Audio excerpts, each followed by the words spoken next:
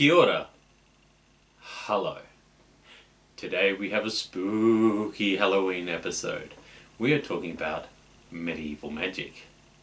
Medieval magic came in many different forms and practices. I originally wanted to speak about all of them, however the script ended up being far too long for a simple video. Instead, I will share some basic information and include some links below, down there, for my research and in articles that I found helpful on the subject. Today we will discuss some of the most ubiquitous magic that existed in the medieval period, the charm. What is a charm? Charms are often spoken spells, sometimes in conjunction with the mixing of medicines, or when taking them. This was seen to increase the potency or efficacy of the substance. Conversely, charms were carved on amulets, often with semi-precious stones, thought to have magical effects in themselves. Clay or lead figures, or spoken over bags of auspicious herbs to be worn like pomanders.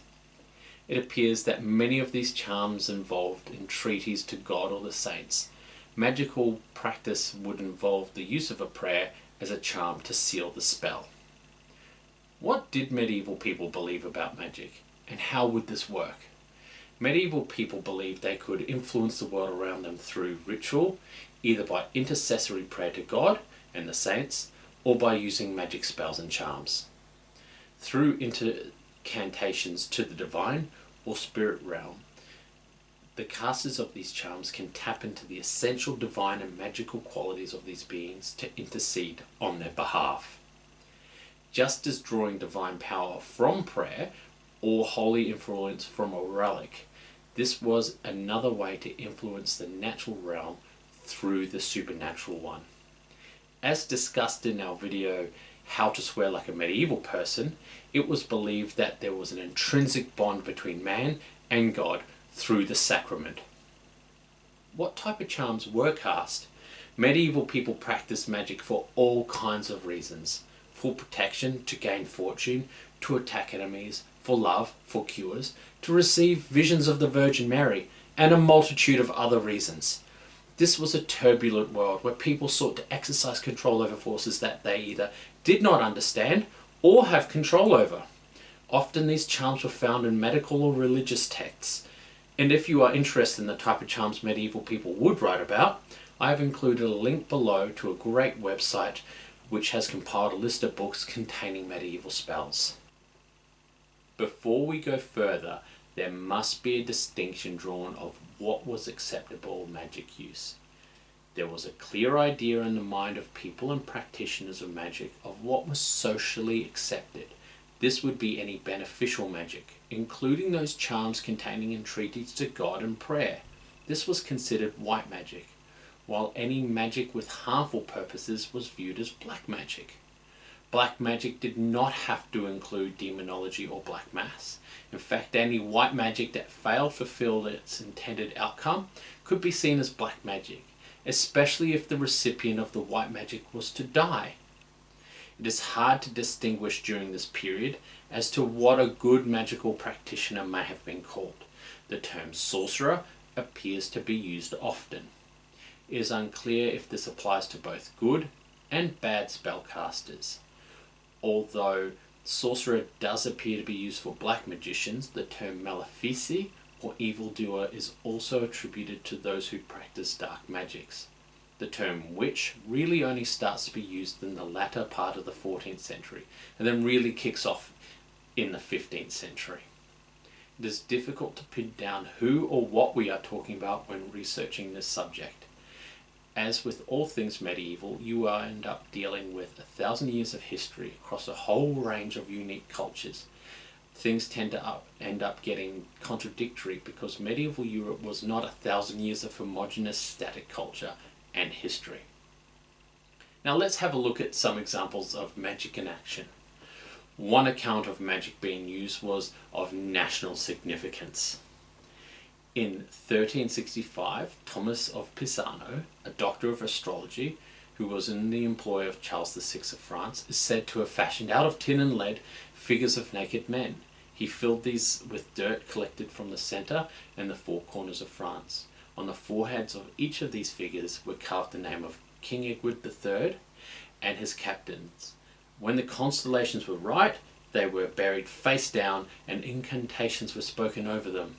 This was supposed to lead to the expulsion from France, the English, and the annihilation and burial of Edward and his captains and his followers. This is interesting as we can see the use of the land and the use of lead figures used in proxy for the English, as well as awaiting for the right constellation for magical power, each empowering the ritual. Next, I have some examples of charms. These have been translated as best that I can from Middle English. The first one is to fight farcy and worms. Farcy is an inflammation in the lymph vessels of horses. It reads, Michael in hell come to his brother Raphael. The archangel said to him, Raphael, where hast thou been, that I name myth thee this day sen? I have been in the land of worms. Turn again, Raphael, and slay the worms. Here we see the use of angels and a rhyming scheme, although not great, to imbue the incantation with power. This then is to summon the powerful entities to slay the worms of which are causing the illness. The next is a charm against bleeding.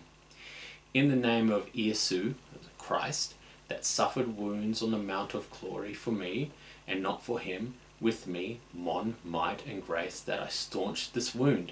In that name that he kept his blood from the earth till the angels kept in it that worship for the self wounds, and of the self blood, and then the self name staunch his blood in Norman. Here we see the use of the narrative of the crucifixion, and the tapping of that power, and the transferring of it into the recipient, so that when the angels collected the blood of Christ, so too does the blood of the recipient of the charm get collected and staunched. Lastly, we have a charm against fevers. Take 3 hosts and write down these words. On the first, I, Hele, Sebo, and on the second, Adonai, Alpha, and 1, Messiahs. In the third, Pastor, Agnes, Fons. And give the man the host to eat each day. On the first, the words be written. The first of the first, the second day the second, and the third day the third. And for each host he eats, let the sick man say 3 Paternoster and 3 Ave Maria and Creed. Here we see the use of the Trinity, repetition, and again the use of symbology to connect to God to reach the desired effect. Each of these 3 charms entreats on the power of the divine to in some way to intercede on the behalf of the user. We do not know what incantations Thomas of Pisano may have used, yet he was employed by the King of France. It is doubtful that he would have been openly consorting with diabolical powers. It is clear that this type of magic was open and intended to function within the bounds of Christendom. So, what was the Church's response to magic? For the Church, magic held an unsteady ground. To turn to magic was to ignore the usual channels of intercessory prayer to God and the saints. Even white magic, which included incantations to holy powers, was not viewed kindly. Yet many prayer books and Bibles included spells and charms. During the early and high medieval periods, magical practices were viewed more as superstitious beliefs of uneducated peoples by the Church. Many punishments for sorcery were penance or fines. During the early stages of the 14th century, the thoughts on magic became associated with demonology. In the 1320s, Pope John XXII equated sorcerers with heretics. Since they had made a pact with hell, he ordered all magic books to be burnt. Although this appears to have resulted in very few persecutions until the second half of the century, in 1366 the Council of Chartres ordered anathema to be pronounced against sorcerers every Sunday in every parish church. It is only in the 15th century and the publishing of Pope Innocent VIII's papal bull in 1484, which led to the writing of the Malleus Maleficarum, do we see a full and institutionalized response to magic. Magic and magical practices were part of everyday life for medieval people. They practiced and believed in intercessory prayer, the power of relics and holy sites. It only stood to reason that many people would seek to tap into these powers. Essentially, medieval people engaged in magical thinking. They believed their actions had a causal relationship with the world around them. In their worldview, the supernatural world and the natural one were one and the same. This is often painted as ignorant in a post-Enlightenment age. This could be farther from the truth. A great many scholars had a naturalistic view of the world.